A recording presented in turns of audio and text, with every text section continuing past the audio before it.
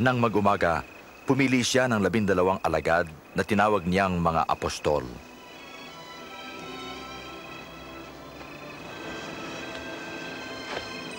Simon na tinawag niyang Pedro.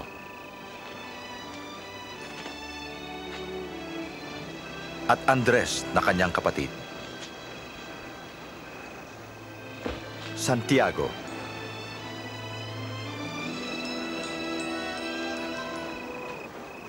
At Juan.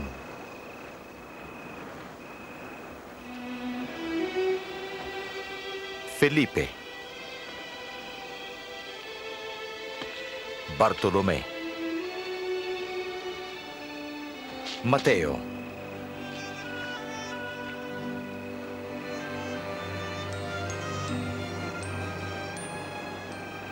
Tomas.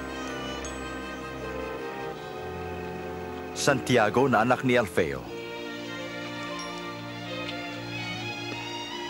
At Simon ang makabayan.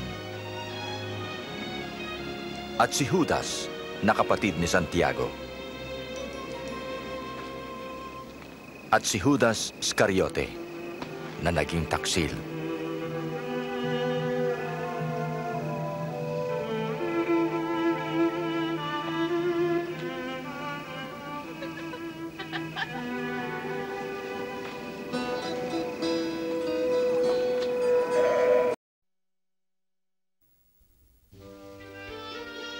Gayon na lamang ang pag-ibig ng Diyos sa sanglibutan.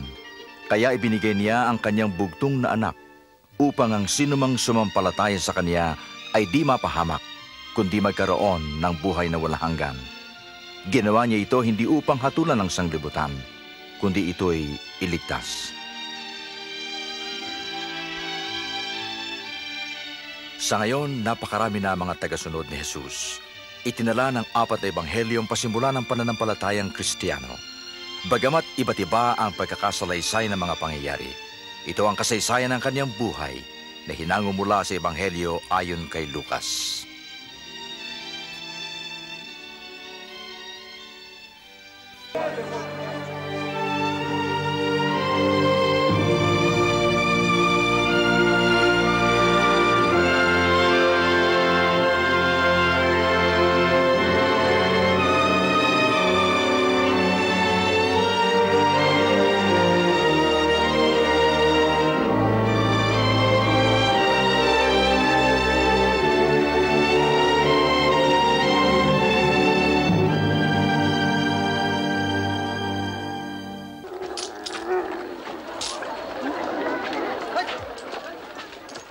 At pagkatapos nito, nakita niya si Mateo, isang publikano na maniningil ng buwis sa kanyang tanggapan.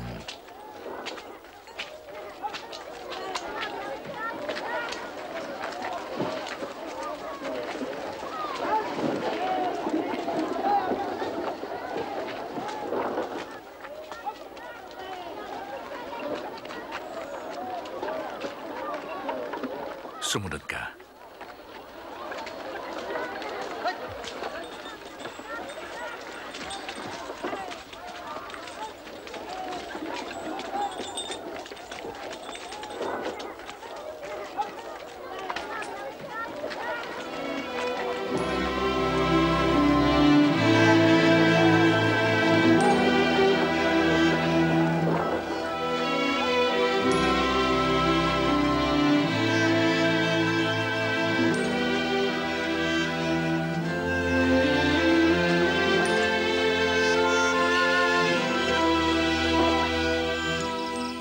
At si Jesus ay umahon sa bundok at magdamag na nanalangin sa Diyos.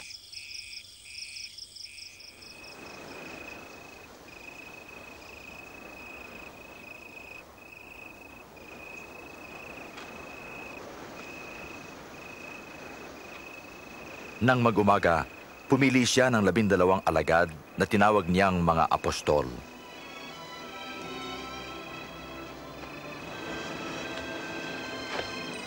Simon na tinawag niyang Pedro.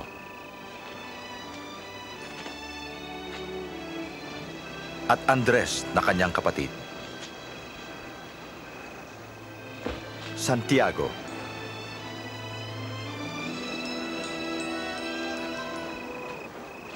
at Juan.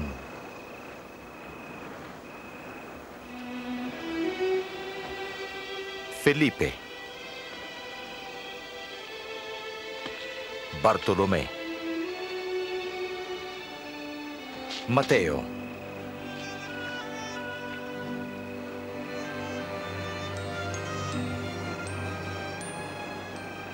Tomas,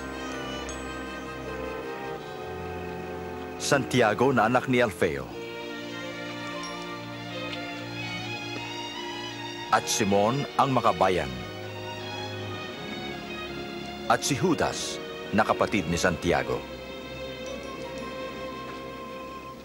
at si Judas Iscariote na naging taksil.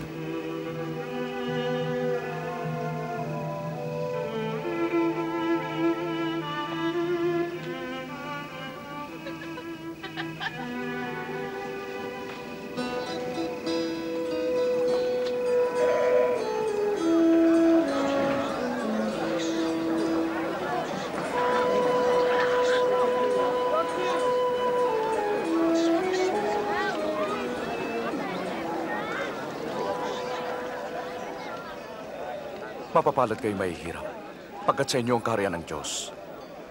Mapapalad kayo nagugutom pagkat kayo bubusugin. Mapapalad kayong tumatangis pagkat kayo magagalak. Mapalad kayo kung kinapupuotan ng tao at pinagsasabihan ng masama dahil sa anak ng tao. Magalak kayo kung ito'y mangyari sa inyo, pagkat malaki ang inyong gantimpala sa langit. Ganito rin ang ginawa nila sa mga propeta.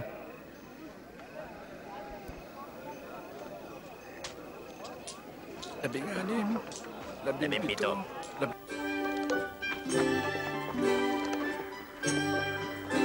Si Jesus ay naglakbay na nangangaral ng mabuting balita. Kasama niya ang 12 at ilang mga babae na pinagaling sa masamang espiritu. Sina Maria Magdalena, si Juan ang asawa ni Kusa na katiwala ni Herodes, at si Susana.